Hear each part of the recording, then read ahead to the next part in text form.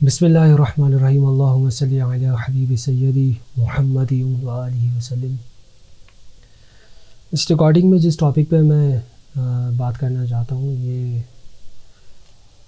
وہ ٹاپک ہے جو آج کل ہمارے حلقۂ احباب میں زیادہ موضوع سخن بنا ہوا ہے۔ رمضان المبارک کی وہ برکتیں نہیں رہی اب جیسے کہ کسی زمانے میں ہوا کرتی تھی۔ رمضان کا مہینہ آتا ہے لیکن پتہ ہی نہیں چلتا ہے کہ اب رمضان آ چکا ہے۔ مسجدوں میں وہ رونق نہیں رہی، اور ماحول کی اگر بات کریں اس میں بھی جو ایک اٹریکشن نظر آتی تھی، ایک اسپریچولیٹی، ایک روحانیت نظر آتی تھی، وہ اب دکھائی نہیں دے رہی ہے۔ اس پر افسوس کا اظہار کیا جاتا ہے کہ آخر ایسا کیا ہو گیا ہمیں اور ہمارے ماحول کو، ہماری سوسائٹی کو، ایسا کیا ہو گیا؟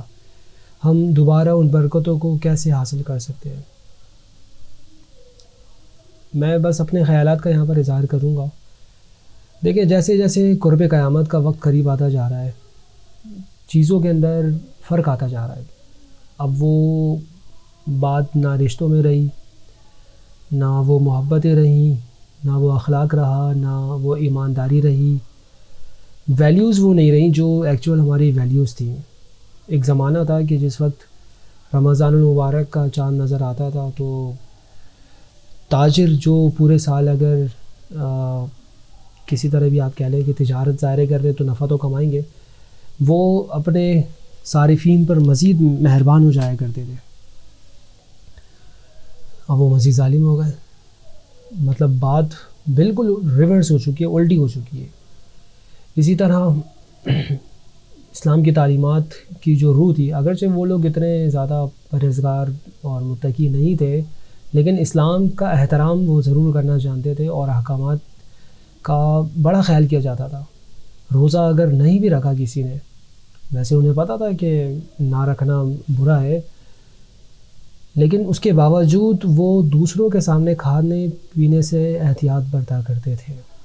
یہ بات تو میں نے اپنے بچپن میں بھی دیکھی ہے، لیکن اب ایسا کچھ نہیں ہوتا۔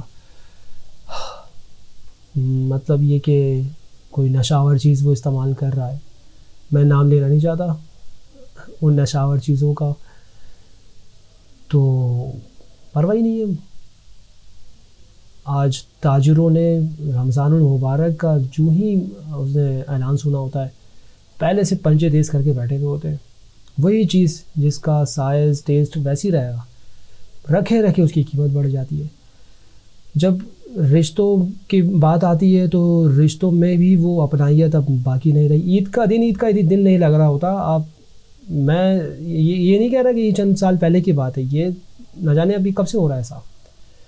مساجد میں اگر آپ کو نظر آتا ہے کہ چاند دیکھ کر لوگ تراویح کے لیے آ جاتے ہیں، تو وہ بھی زیادہ دن وہ اٹریکشن نظر نہیں آتی۔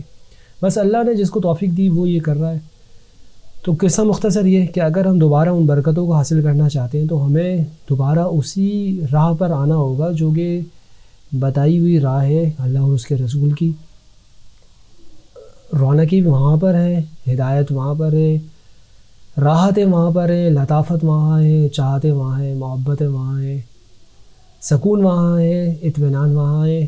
سارے شکوے انسان کے ختم ہو جاتے ہیں جب وہ اس راہ پہ چلتا ہے، لیکن اب لگتا نہیں ہے کہ ہم اس راہ کی طرف آئیں گے۔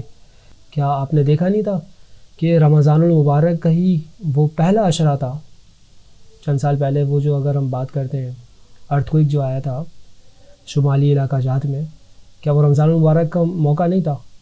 تو اللہ کا غضب نازل ہو جاتا ہے، اور رحمت اور برکت کا مہینہ بھی پھر مطلب ہمارے کام ہیں نا ایسے، اور ہمارے اعمال ہیں ایسے کہ رحمتوں اور برکتوں کے مہینے میں بھی ہم رحمتیں اور برکتیں حاصل کرنے والے نہیں بنتے، اللہ کی ناراضگی کا سبب بن جاتے ہیں۔